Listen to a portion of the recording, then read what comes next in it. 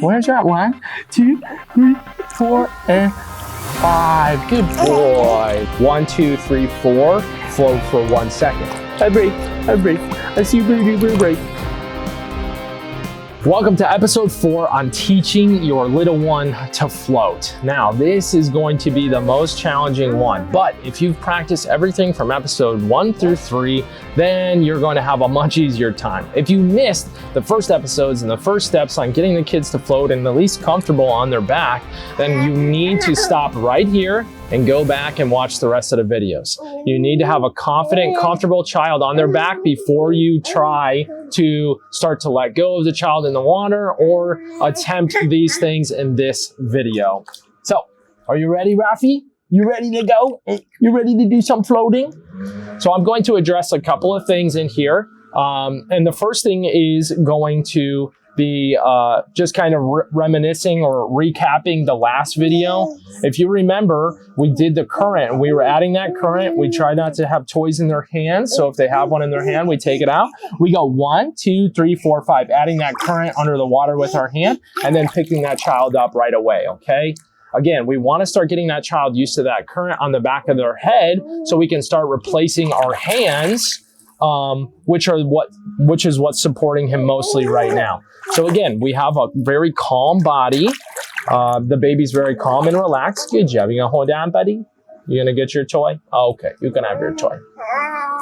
Now, before I go any further, if you're a coach or a parent and you want to dive in much deeper about teaching kids to swim, or if you're an instructor and you're looking to connect with other coaches, we have a completely free swim coach community for the instructors. No matter where you're at in your journey, if you're brand new or unexperienced, you can find the link to that below. And if you're a parent and you want an entire breakdown course and support from me forever until your child is swimming, we have courses and you can find those in the link in our bio. And don't forget to subscribe to our channel so you can watch more videos like this one with Mr. Rafi. If they have a toy in their hand to get them comfortable, you want to start doing a couple of things in the water. Again, we always start loosening the child up, okay? We never just go right to where we were yesterday. We want to build them back up throughout the lesson. So you can let them play for a second. You throw those toys in the water. We can do some dips. Ready, set, go. Under and up. Making sure that breath control is good today. Practicing our underwater drills. Making sure you're doing your cues. Now, once you've got them underwater a few times, the body feels pretty loose. They're having fun in the pool, kicking around, having a blast. Then you're going to start adding in your floating. So recapping from the last video, we roll them into their float. I got you. I hear you. I know. 1, 2, 3, 4, and 5. Good job. Now listen, they're not going to love it every time, all right? But we just keep practicing. Toys do make it harder. If you start introducing toys, they're going to obviously always want them, just like Mr. Rafi does right now. Right, buddy? You're going to get one? You want the green one? Pull. Yeah, it's stuck on the wall. Good job. Good pull, Mr. Rafi. So I will reward him. He did a good job. I'll let him play for a second. Maybe he's getting hungry, but that's okay. These sessions should be no more than 20 minutes long. Really 10 to 15 minutes, but you can add some play in to make it fun. I did get some questions about pool temperature. You're looking for that 88 to 93 degrees in the pool. That's pretty ideal. Okay, perfect. So naturally let go. Very good. Before we go get it, we do one float. Rafi, Rafi. 1, 2, 3, 4, and 5. Good boy. Very good. That was nice. So, woo! What I just did was I added that current to the back of the head. So I rolled him into his float. I had that hand on the back of his head supporting him, my left hand. I was doing the current under the water. 1, 2, 3, 4, 5. And then at the very end of that 5 seconds, I let go of him with both hands. I kept the current going, and then I picked him up out of the water. That was the first time that I've been able to fully let go of him in the water to float all on his own. Good job. So now we're just going to keep adding on to that. The idea is now that we're going to do the current 1, 2, 3, 4, and that 5th second is going to be nothing holding him. 1, 2, 3, 4, 5, and then pick the baby up out of the water. You ready, Rafi? I hope we stay nice and happy. Whee!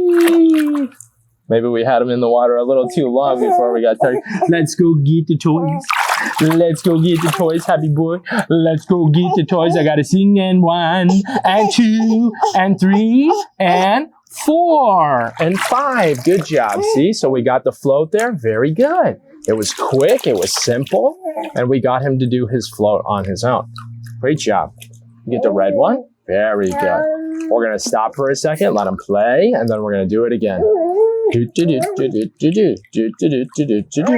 Now, if you're doing like a shorter lesson, like a 5 or 10 minutes, you can just do no toys and you can just keep doing those drills because it's such a short amount of time. You could just end, you know, they're not going to get as frustrated. And again, they should never be on their back longer than, you know, those 4 or 5 seconds in the beginning. So we can just get them used to it, having fun, and then building that stability. All right. Good job, buddy. You tickle. Tickle, tickle. So let's recap what just happened. All right. I did the 4 seconds on his back. I was holding the head with my left hand for 4 seconds, using that current. 1, 2, 3, 4. I stopped the current for 5. So he's floating, and then I picked him up out of the water. All right. So we got him to float for about 1.5 seconds or so. Very good job, Mr. Rafi. Very good. Okay. We're going to throw this one over there. Uh-oh. No water. Let's go get it. Jeez. Yeah, you really want that toy, huh? Well, let's go under. We go. Ready? Uh-oh. Okay. All right.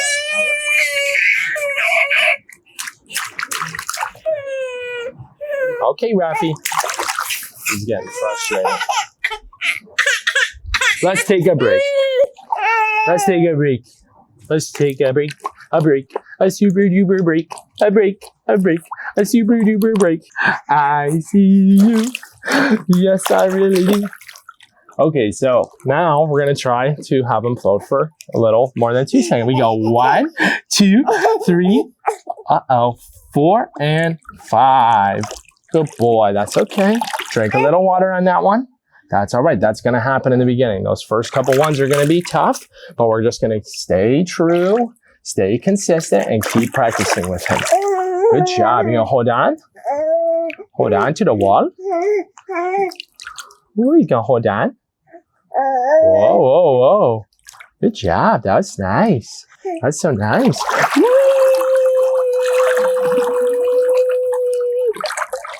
Let's go over 2 things that may happen during this process.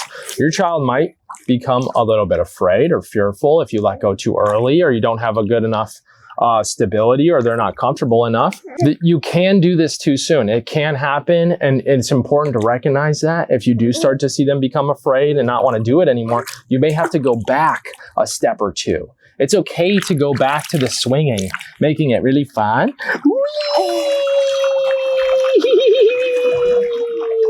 Look, and then you can swing him into the flow. We go 1, 2, 3, Rafi, 4, and 5. Yucky, that's okay. And 5. Good boy, that's okay. Yucky. They may drink some water. It's possible. It could happen. All right. Just be aware, be mindful. A tiny little bit of water is very normal. We just keep practicing with them. Look, see? Look. Yellow. Boop. Very good. He's not at a point yet where I can fully let go of him. But I promise you, if you practice these skills and you continuously put them on their back throughout the lessons or time that you're in the pool, your child will eventually get there. And some children are going to get there a whole lot faster than others. Children don't like to be on their backs because it messes with their equilibrium. They lose their balance. And everything, especially at their age, is about learning how to sit up and walk and crawl, which is the complete opposite of what we're trying to teach them in here. This is why consistency matters. So if you practice these skills and from step 1 to 3, and then this step 4, you're going to have a floater in no time.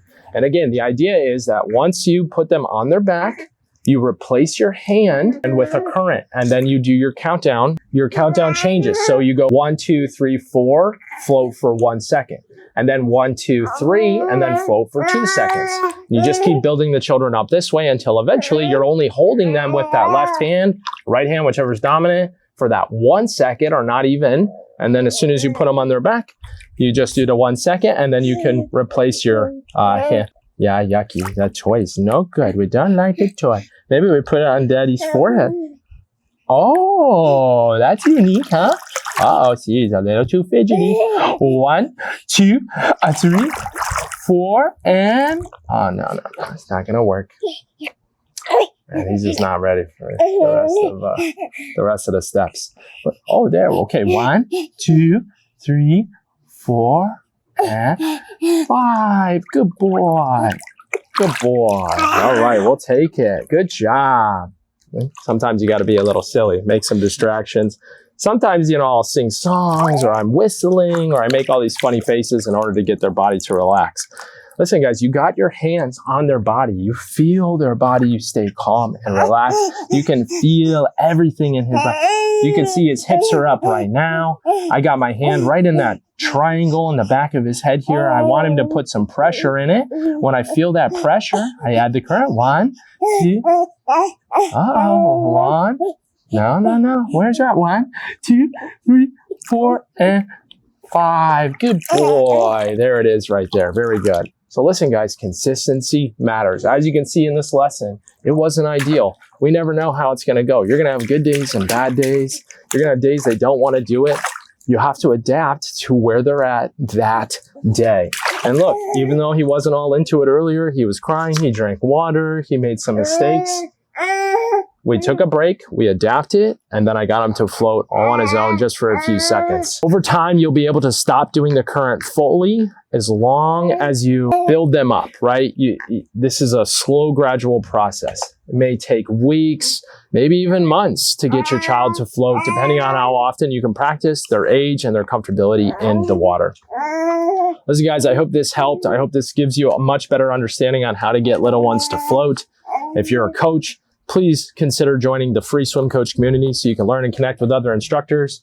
And don't forget to subscribe to our channel so you can learn more tips like this one. I'll see you in the community or in the next video.